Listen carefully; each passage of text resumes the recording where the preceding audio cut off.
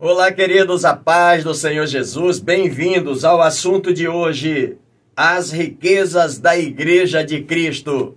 Esta é a 7ª lição do trimestre que estamos estudando sobre as cartas de Paulo aos Gálatas e aos Efésios. Hoje o nosso texto está em Efésios, capítulo de número 1, do verso 1 ao 18, portanto, iniciando o estudo da carta aos Efésios. E os tópicos que vamos abordar são eles. Primeiro, a igreja na perspectiva de Deus. Segundo, você faz parte da igreja. E terceiro, como orar pela igreja. Os objetivos do comentário são os seguintes. Primeiro, atestar a vocação divina da igreja. Segundo, celebrar a grandeza de Deus para todos os homens. E terceiro, compreender as bênçãos que temos nas regiões celestiais por intermédio da Trindade, Pai, Filho e Espírito Santo. E eu sugiro que você faça a leitura de todo o capítulo 1 da Epístola aos Efésios, que somados a esse comentário, seu aproveitamento será ainda maior. Quero agradecer a você, querido irmão, querida irmã, já inscritos nesse canal, muito obrigado mais uma vez pelo privilégio. E para você que está me assistindo agora ou já de outras vezes e ainda não o fez, se inscreva no canal. Não esquece de deixar o teu like, de fazer o teu comentário, de apertar o sininho para ser informado todas as vezes que o novo vídeo for postado. Compartilha o link com mais alguém e juntos vamos proclamando a palavra do Senhor nosso Deus. Na introdução do comentário de hoje, a carta de Paulo aos Efésios é considerada a coroa dos escritos paulinos. Escrita em Roma, durante o encarceramento do apóstolo, apresenta um profundo tratado de eclesiologia, ramo da teologia que estuda a igreja, abordando detalhadamente a igreja como corpo de Cristo. O Éfeso era a capital da província da Ásia Menor, era uma grande metrópolis com aproximadamente 300 mil habitantes. Paulo saiu de Corinto e implantou a igreja em Éfeso, passando ali um período de 3 anos. Éfeso também abrigava o grande templo de Ártemis. Para os romanos, ela é conhecida como Diana, considerada a deusa da fertilidade. O culto a essa divindade pagã atraía milhares de peregrinos de todas as partes para as celebrações ao grande templo, ou no grande templo, que foi considerado uma das maiores maravilhas do mundo antigo. Toda essa romaria movimentava o comércio da cidade. A venda de artigos religiosos de Diana, ela proporcionava um vasto lucro aos comerciantes. E além da idolatria, Éfeso também vivia mergulhada na feitiçaria e no ocultismo. É aí que entra a ação missionária do apóstolo Paulo na cidade de Éfeso e produziu resultados espetaculares. Que resultados foram esses, pastor? É que muitas pessoas foram alcançadas pelo evangelho da graça e todo o sistema pagão de idolatria, prostituição, feitiçaria e ocultismo foi abalado. Os convertidos a Cristo, eles levavam seus livros de ocultismo e os queimavam em praça pública. O escritor Lucas, no livro de Atos, relata que o prejuízo chegou a 50 mil peças de pratas. Tal foi a revolução causada pelo evangelho de Cristo Jesus na cidade de Éfeso, pregada pelo apóstolo Paulo. Primeiro tópico, a igreja na perspectiva de Deus. Efésios capítulo 1, do verso 1 ao 10. Como o texto deixa muito claro para nós, a carta aos Efésios ela é escrita pelo apóstolo Paulo, está no verso de número 1. Ele escreveu esta epístola durante sua primeira prisão em Roma, entre os anos 59 ao 62 depois de Cristo, período em que também escreveu outras epístolas, chamado Cartas da Prisão. É interessante observar que ele usa a expressão aos santos. E quando ele fala de santos, ele está falando de todos os crentes. Na sua linguagem, são considerados santos. Por quê, pastor? Porque a santidade é um dos alvos primordiais do chamamento cristão. Em Cristo, o homem deverá participar da própria santidade de Deus. E isso provoca a alteração metafísica no homem. Portanto, à medida que ele vai sendo transformado em seu caráter moral, mediante os vários aspectos do fruto do Espírito Santo criado em seu interior, conforme está registrado em Gálatas capítulo 5, verso 22 e 23, onde o escritor faz uma declaração sobre os aspectos do fruto do Espírito, que são eles o amor, a alegria, paz, longanimidade, benignidade e assim por diante. O escritor diz que assim também ele vai sendo transformado à imagem de Cristo, conforme também está registrado em Romanos capítulo 8, verso de número 29. O apóstolo Paulo menciona pelo menos 3 aspectos que caracterizam a verdadeira igreja de Cristo. Ponto de número 1, abençoada e celestial. Verso de número 3, ele diz assim: bendito o Deus e Pai de nosso Senhor Jesus Cristo, que nos tem abençoado com toda sorte de bênção espiritual nas regiões celestiais em Cristo. Segundo o escritor, na perspectiva de alguns, a igreja não parece tão bonita assim, porque as pessoas focam muitas vezes nas suas avaliações sobre a igreja, dizendo que na igreja existe muitas coisas negativas, como a fofoca, como divisões, como disputas. E o escritor diz que sim, o céu também vê a igreja assim, mas vê muito mais, vê como algo muito melhor. Além disso, o céu olha para a igreja. O céu vê a igreja regenerada e santificada por Cristo. É importante observar que quando o escritor fala de abençoada, nós temos alguns pontos a definir, como por exemplo, ela é abençoada porque a igreja ela tem cidadania no mundo celestial. Efésios capítulo 2, verso 6. A igreja também ela recebe a transformação segundo a pessoa de Cristo e sua plenitude. Efésios capítulo 1, verso 23. Ela é transformada segundo a plenitude de Cristo. Também a igreja ela é liberta das cadeias do paganismo, do pecado e tendo entrada na vida eterna e imortal. Está registrado em Efésios capítulo 2, do verso 1 ao verso 6. Também a igreja, irmãos, ela tem como fim da alienação com Deus. Isso significa que nos tornamos habitação espiritual do Espírito de Deus, registrado em Efésios capítulo 2, verso 19. E em quinto lugar, nós seremos o mais exaltado tipo de ser inteligente em Cristo. A igreja, não existe ninguém semelhante à igreja na terra. Efésios capítulo 1, verso de número 10. E em sexto lugar, nós seremos algo igual na criação e na utilização nas mãos de Deus, registrado em Efésios, capítulo 5, verso 32. Em suma, nós somos tudo quanto Cristo é. Nós somos aquilo que Cristo é e aquilo que Ele espera de todos nós. Portanto, algumas pessoas perguntam, pastor, se a igreja é de Deus e por que existem tantos problemas no meio dela?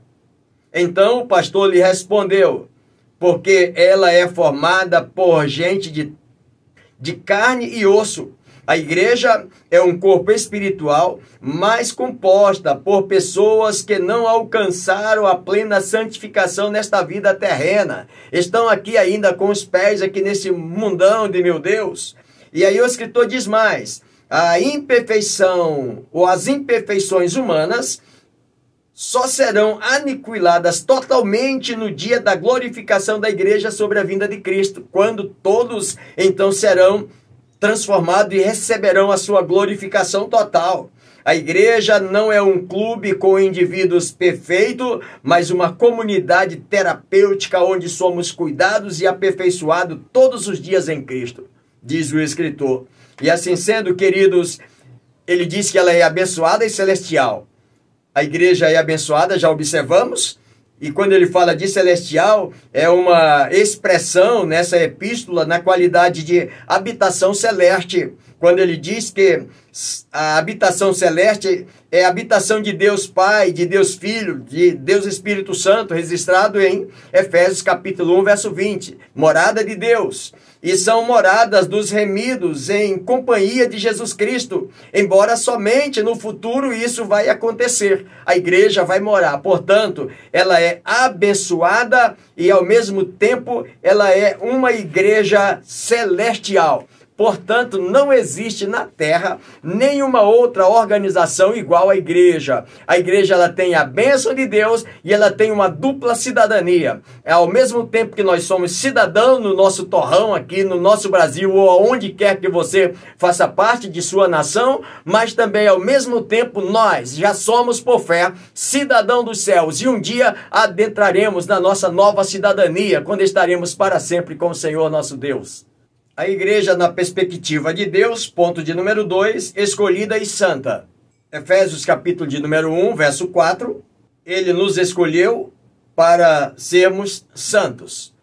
É importante observar que à luz do escritor, essa escolha foi uma eleição. O Senhor elegeu e essa eleição se alicerça na vontade divina e não no mérito humano.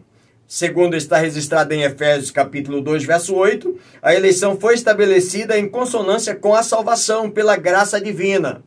E Efésios capítulo 1, verso 11 diz que essa eleição foi estabelecida segundo o propósito divino, não segundo o propósito dos homens.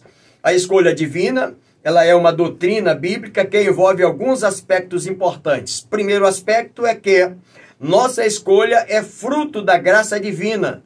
Diz o escritor, não há meritocracia. Tudo é fruto de um favor divino oferecido ao pecador. Não há nada que o homem possa fazer para tornar-se merecedor, cabendo apenas ele acreditar, receber ou rejeitar a salvação de Cristo. O segundo aspecto é que nossa escolha está relacionada à morte substitutiva de Cristo em nosso favor. Ou seja, ele morreu para que pudéssemos então ter o direito de ser escolhido. Se não fosse a sua morte, nós não teríamos esse privilégio. Então, todo o plano salvífico de Deus está fundamentado sobre o sacrifício da cruz. É através do sacrifício. E João, capítulo de número 3, verso 16, ele vai declarar que Deus deu o seu Filho unigênito para que todo aquele que nele crer não pereça, mas tenha vida eterna. O terceiro aspecto dessa escolha é que nossa escolha não anula o compromisso da nossa vida santa. O que é isso, pastor? Eu fui escolhido. E porque fui escolhido, eu posso viver a vida como eu bem quiser. Alguém até usa dizer às vezes assim, sou eu que pago minhas contas, ninguém tem a ver com minha vida. Na verdade, quando se fala da igreja escolhida e santa, essa escolha não anula o compromisso de uma vida de santidade diante de Deus. Em terceiro aspecto, quarto aspecto, nossa escolha tem como alvo final a vida eterna. Que é isso, pastor? É que o cristão, ele é um peregrino que caminha no mundo material com os olhos voltados para a cidade de Deus. E o escritor vai deixar claro que a salvação, ela é um ato imediato. Quando alguém creu e recebeu, confessou os seus pecados, está salvo. Mas enquanto ele vai permanecer aqui caminhando, ele precisa de santificação. E a santificação é um ato contínuo e ininterrupto até o dia que o Senhor venha buscar a sua igreja. Esse crente que pertence a essa igreja escolhida e santa, ele precisa prosseguir a sua vida de santificação até a volta de Jesus, conforme está registrado em Filipenses capítulo 2, verso 12 e Romanos capítulo 8, verso 29. A igreja na perspectiva de Deus, ponto de número 3, predestinada. Efésios capítulo 1, verso 5. Nos predestinou para Ele, por meio de Jesus Cristo. Queridos, estamos diante de um ponto que com certeza requer um tempo a mais para que a gente possa se aprofundar no tema. É um ponto muito divergente, podemos dizer assim, e o tempo aqui já não nos permite gastar tanto tempo nele, mas pelo menos acompanhar o pensamento do escritor. E eu gostaria que você entendesse isso, Por exemplo, quando Paulo fala acerca da predestinação, e que, segundo os pensadores, que aquilo que Deus determinou está predestinado desde o início, antes da fundação do mundo, e enfim. Por exemplo, Paulo faz uma abordagem lá em Romanos, capítulo 9, do verso 11 ao verso 17, onde ele fala de Jacó e Esaú, que antes de ter nascido, antes de cometer o bem ou o mal, Deus então já elegeu, dizendo que o maior vai servir o menor. Ele vai dizer que amou a Jacó e aborreceu a Esaú, isso antes mesmo dos caras nascerem. E aí alguém chega a dizer, então Deus está sendo injusto. Mas na linguagem de Paulo é porque Deus é Ele que traz a vantagem às pessoas, é Ele que abençoa. A bênção de Deus não é daquele que corre, mas daquele de quem Deus se agrada, e enfim. Ele vai falar também de Faraó, que o Senhor endureceu o coração de Faraó para que Deus pudesse então operar os seus milagres e mostrar o seu poder. Portanto, nós vamos ver à luz de Romanos capítulo 9, verso 23, de que mostra que a predestinação é quando há uma separação para a salvação. E essa predestinação, Deus então beneficiou pessoas e beneficiou também indivíduos. E nós vamos observar à luz do texto o que nós estamos estudando. O nosso comentarista diz o seguinte: a escolha da predestinação representa facetas da onisciência e preexistência de Deus.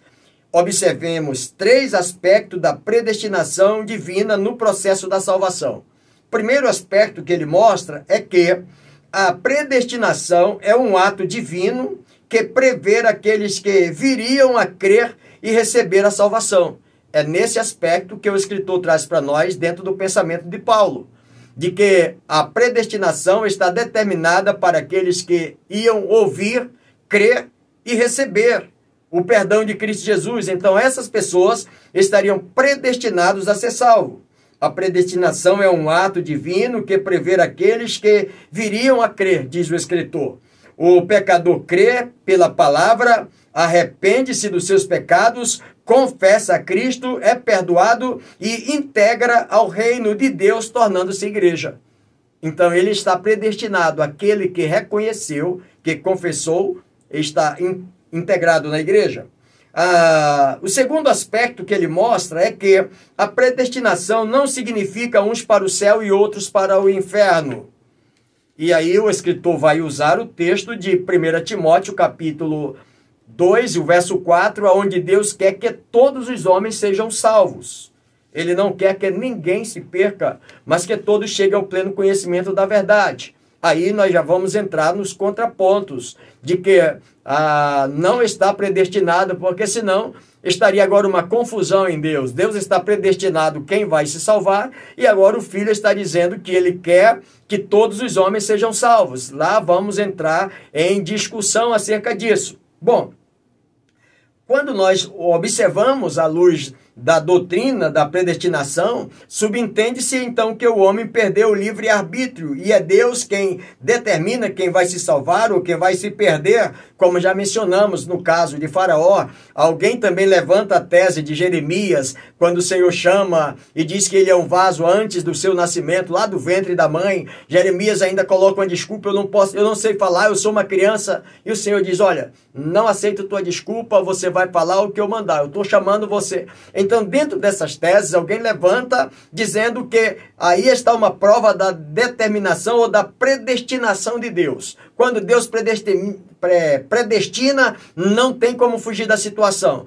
E se ele predestinou que alguém vai ser salvo, vai ser salvo. Se alguém vai ser condenado, vai ser condenado. Queridos, o terceiro aspecto desse ponto é que a predestinação divina não anula a faculdade do homem em receber ou rejeitar a graça divina. Essa predestinação não anula. O homem não tem o direito de escolher. Ele tem o direito.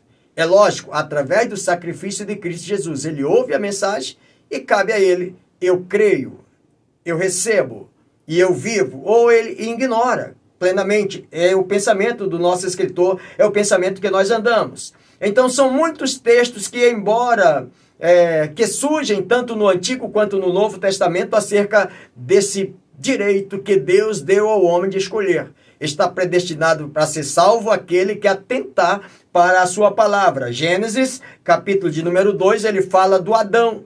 Quando ele é colocado lá, ele diz: você não come do fruto da árvore que está no meio do jardim. Se você comer, você vai morrer. Deixando para Adão o direito de escolher. Ele escolheu comer. Quando a gente olha para Josué, capítulo 24, verso 15, também Josué coloca diante do povo. Quem é o povo? O povo de Deus. Escolham hoje a quem vocês vão servir. Se querem servir a Deus, escolham. Se não querem, sirvam a outros deuses. Vocês têm o poder de escolher. Ah, não era povo de Deus? Então, se estava predestinado, não tinha escolha, tinha somente que obedecer. Em 1 Coríntios capítulo 6, verso 12, o escritor também faz uma menção de Paulo, dizendo que todas as coisas me são lícitas, mas nem todas convêm. Todas as coisas me são lícitas, mas não me deixarei levar por nenhuma delas. Mostrando aqui o poder de decisão no homem que serve ao Senhor. E lá, Paulo aos Gálatas, capítulo 5, verso 1, Paulo diz: estais, pois, firme na liberdade com que Cristo vos libertou. Portanto, irmãos, são dois pontos, volto a dizer, são dois pensadores, tanto Calvino quanto Armínio, pegaram os textos bíblicos que tomaram como textos bases, forjaram os seus pensamentos, e esses pensamentos tornaram-se, então, doutrinas até os nossos dias, de maneira que existe uma cadeia muito grande de pessoas que seguem os pensamentos de Calvino e o pensamento de Armínio. Na verdade, é que a minha, a sua, a nossa salvação depende de Deus, somente do sacrifício de Cristo, tanto para Calvino quanto para Armínio, e que a minha vida e a sua vida precisa viver de conformidade com a vontade de Deus para no final chegarmos e alcançar a salvação eterna em Cristo Jesus, o nosso Senhor. Segundo tópico, você faz parte da igreja. Efésios capítulo 1, do verso 11 ao 14. A igreja é herdeira de Deus, verso 11. Feitos herança, predestinados segundo o propósito daquele que fez todas as coisas conforme o conselho da sua vontade. O escritor traz para nós dizendo o seguinte: quando o homem é alcançado pelo evangelho da graça, mediante o arrependimento dos seus pecados, ele integra agora, ele participa do processo de adoção. Ele é adotado agora como filho de Deus. Na prática, todos que vêm a Cristo são recebidos na família de Deus. Isso significa que passa a ser não somente a herança de Deus, mas também herdeiros de Deus. Paulo mostra que todos os benefícios espirituais e materiais nos chegam por intermédio dele, por intermédio de Jesus, para a sua glória e bem-estar. Isso é, transferido para nós em nossa glorificação com ele. Ou seja, seremos glorificados com ele. É bem verdade que o escritor diz que na condição de povo de Deus, somos partícipes de tudo que é dele como co-herdeiros com Cristo. E quando observamos à luz desse texto, é bem verdade que todos aqueles que servem a Cristo enfrentam também as mesmas agruras, as perseguições, enfrentam as tormentas.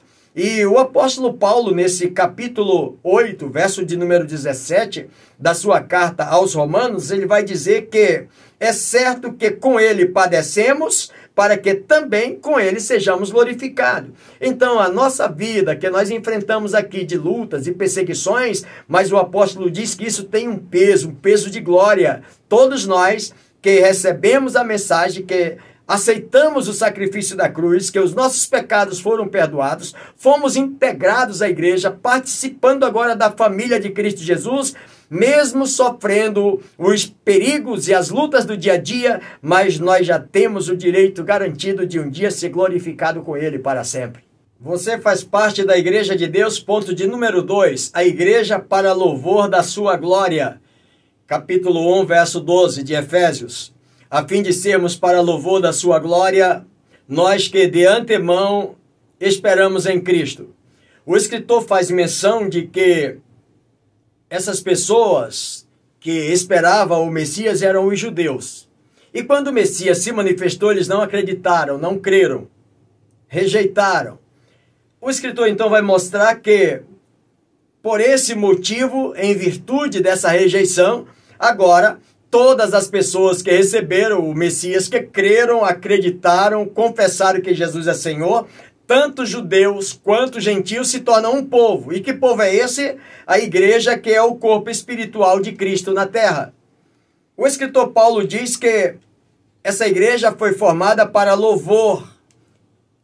E esse louvor, ele se expressa, irmãos, pelo menos 2 pontos importantes. Como é que a gente louva? Através das nossas palavras. Indica que louvar a Deus, eu preciso abrir a boca e glorificar o seu nome. Mas em segundo lugar, está em foco especialmente o louvor dado pela vida, pelo próprio ser, a fim de glorificar o Senhor, o Filho amado, o qual acima de todos dá glória a Deus o Pai. Então, as 2 formas, através das minhas palavras, mas também através do meu ser, do meu corpo, vivendo para glorificar o nome do Senhor. Mas ele fala que é para louvor da sua glória. Que glória é essa? Como que nós vamos dar esse louvor engrandecendo? Ele fala que esse louvor é exaltando a magnificência da sua pessoa, exaltando quem ele é por todos os seus feitos. Em segundo lugar, esse louvor para a sua glória é cumprindo o seu desígnio e desejo relativo ao homem. A minha vida, o desejo de Deus é que todo homem seja salvo, e eu fui alcançado, então a minha vida é como gratidão. E em terceiro lugar, completando o plano de redenção traçado em Cristo. Ou seja, eu vou glorificar a Deus e, na verdade, é fazer com que, através da minha vida, o nome do Senhor, o nome do Senhor Jesus seja glorificado, através da minha e da sua vida. Portanto, o escritor mostra o seguinte: o cristão que nasceu de novo deve refletir em seu viver diário a natureza do próprio Cristo. Nasceu de novo, reconheceu Jesus é o Senhor da sua vida, então a sua vida diária vai refletir a presença de Cristo. Deus será glorificado no mundo e na eternidade por cada vida alcançada pela palavra que habita em nós. Você faz parte da igreja, ponto de número 3. A igreja é selada com o Espírito Santo. Efésios capítulo 1, verso 13. Na Bíblia, o termo selo sempre tem o sentido de uma marca física. Aí o escritor vai dizer para nós que os pagãos faziam suas tatuagens no seu próprio corpo em homenagem às divindades que adoravam. Os judeus, eles consideravam a circuncisão como um selo do pacto abraâmico. Alguns estudiosos consideram o batismo cristão como um selo externo do compromisso em seguir a Cristo. Batizou-se em águas, então está demonstrado um selo de que essa pessoa segue em Cristo. O selo também demonstrava a autoridade daqueles que representavam.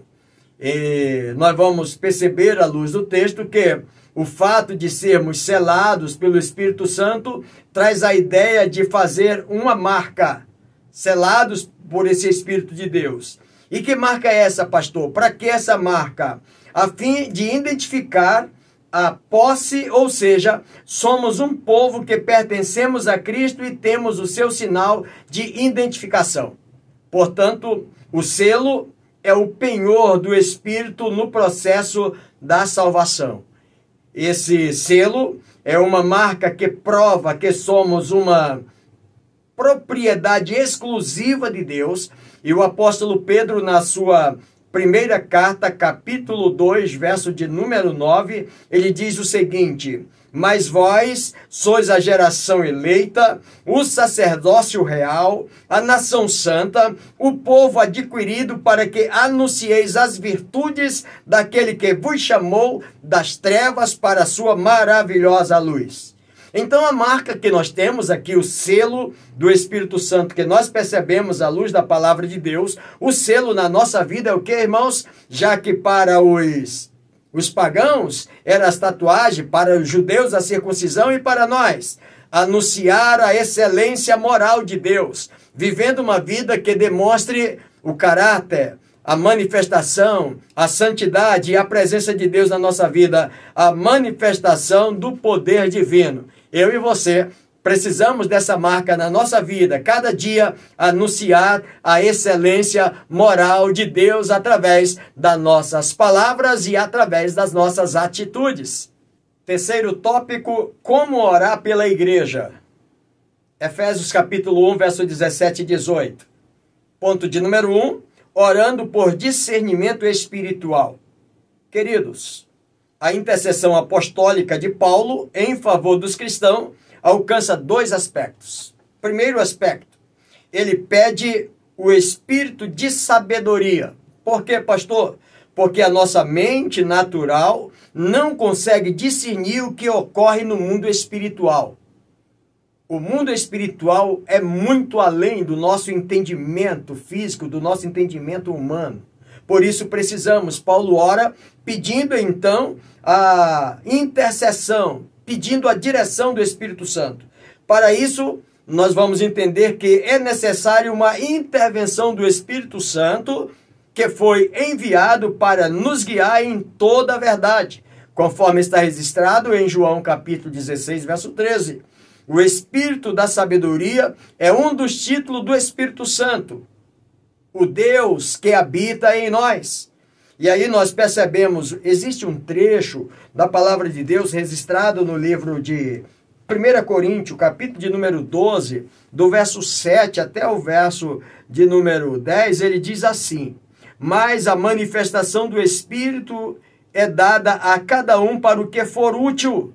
Diz mais o texto, porque a um pelo Espírito é dado a palavra da sabedoria, a outro pelo mesmo Espírito a palavra da ciência, a outro pelo mesmo Espírito a fé, e a outro pelo mesmo Espírito os dons de curar, e a outros a operação de maravilhas, e a outros a profecias, e a outro o dom de discernir os espíritos, e a outros a variedades das línguas, e a outro a interpretação das línguas. Mas ele conclui no verso 11 dizendo o seguinte: mas um só e o mesmo Espírito opera todas essas coisas, repartindo particularmente cada um como quer. É observando à luz desse ponto do comentário que nós vamos observar o que Paulo queria que os crentes entendessem. Pedir a iluminação, a intervenção do Espírito Santo para que ele pudesse abrir a mente espiritual de cada pessoa. Ele pede, em segundo lugar, ele pede espírito de revelação. A revelação aqui, irmãos, é uma iluminação especial de verdades espirituais. Esta revelação nos traz conhecimento dos mistérios de Deus. João capítulo 16, verso 14, diz que o Espírito Santo, ele me glorificará, porque há de receber do que é meu e vou-lo há de anunciar. É esse espírito de revelação que Paulo está recomendando também aos irmãos. Portanto, queridos, todo conhecimento tem como alvo formar a imagem de Cristo em nós. É isso que Paulo está orando, pedindo que o Espírito Santo intervenha para que ele possa fazer as mudanças necessárias e que as pessoas tenham então discernimento das coisas espirituais e não queiram transformar as coisas espirituais em coisas materiais. E só o Espírito de Deus pode fazer isso por nós, porque ele tem a mesma essência de Deus e consegue distinguir todas as coisas na minha, na sua e na nossa vida e em prol também do reino de Deus. Como orar pela igreja? Ponto de número 2, orando por um coração iluminado. Efésios capítulo 1, verso 18. O escritor vai deixar claro para nós, iluminado os olhos do coração, refere-se à iluminação prestada pelo Espírito Santo ao espírito humano. E aí o escritor vai dizer que os que não estão em Cristo Jesus, que não entregaram a sua vida a Cristo, eles estão com os olhos fechados pelas trevas do pecado, também pela ignorância, pelo desespero espiritual. Mas aqueles que foram alcançados pelo Evangelho da Graça, eles têm os olhos iluminados e podem ver além dos que as pessoas naturais percebem. Pela ótica espiritual, aquele que tem o Espírito de Deus, ele consegue ver além do que as pessoas naturais percebem. Agora, Paulo quis dar a entender, pois que a faculdade espiritual do homem, que é a alma, pode ter olhos. O que esses olhos podem ser iluminados? Aí ele diz que trata-se de uma maneira poética de dizer que o homem pode receber iluminação divina na alma mediante a ação do Espírito Santo. O homem espiritual pode receber uma iluminação na sua alma através do Espírito Santo e ele conseguir ver coisas espirituais que o homem natural não consegue ver. Agora escute, irmãos, existe um pensador, um escritor chamado Aristóteles. Ele já falava sobre os olhos da alma. E é interessante que, normalmente, os olhos eram vinculados à alma ou à mente. E já na expressão do texto, nós temos agora o coração. Fala do íntimo do homem real, do homem espiritual, da alma ou do espírito, e não das disposições das emoções. E nós vamos perceber à luz desse texto que o coração, ele pode ser reputado como a sede das emoções. E lá no livro dos Salmos, o de número 51, verso 10, o verso 17, o salmista no verso 10 diz assim: cria em mim, ó Deus, um coração puro e renova em mim um espírito reto. No verso 17 ele diz: os sacrifícios para Deus são um coração quebrantado, e um coração quebrantado e contrito não desprezarás, ó Deus. Portanto, aqui, na linguagem do escritor, nós precisamos orar, como disse o apóstolo Paulo, orar por um coração iluminado, para que o Espírito de Deus ilumine o meu, o seu, o nosso coração, e possamos, à luz da iluminação do Espírito de Deus, ter uma visão mais ampla de qualquer uma outra pessoa natural que não tem o Espírito de Deus na sua vida. Isso é muito importante para todos nós, buscarmos cada dia a presença do Espírito Santo na nossa vida. Como orar pela igreja? Ponto de número 3, orando pelo poder de Deus. Efésios capítulo 1, verso 19. A qual a suprema grandeza do seu poder. O escritor, quando ele fala a expressão suprema grandeza, significa que esse poder ultrapassa a capacidade humana. Além do escritor, ele ainda diz mais: essa grandeza é um desdobramento do atributo da onipotência divina. E à medida que os cristãos recebem sabedoria, revelação e são iluminados pelo Espírito de Deus, vão compreendendo mais e mais as riquezas dessa herança e a suprema grandeza do seu poder.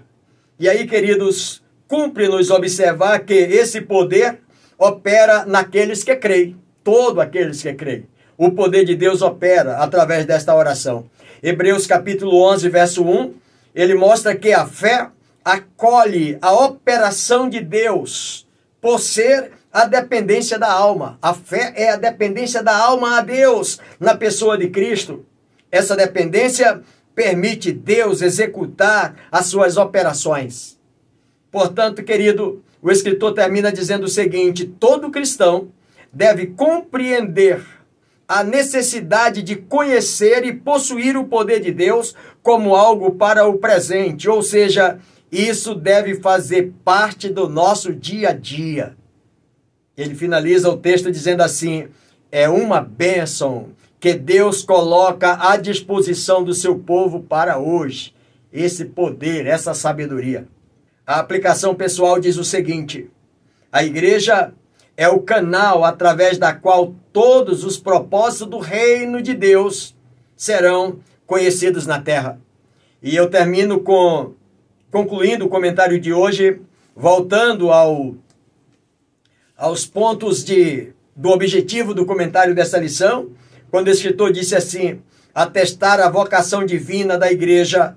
Nossa escolha é fruto da graça divina, não há meritocracia, tudo é o fruto de um favor divino oferecido a Deus. Por isso, a nossa vocação, ou a vocação divina da igreja, é por causa do poder de Deus, do sacrifício de Cristo. Nós não podíamos fazer absolutamente nada, por isso essa nossa vocação. Em segundo lugar, celebrar a grandeza de Deus para os homens. Como assim, pastor?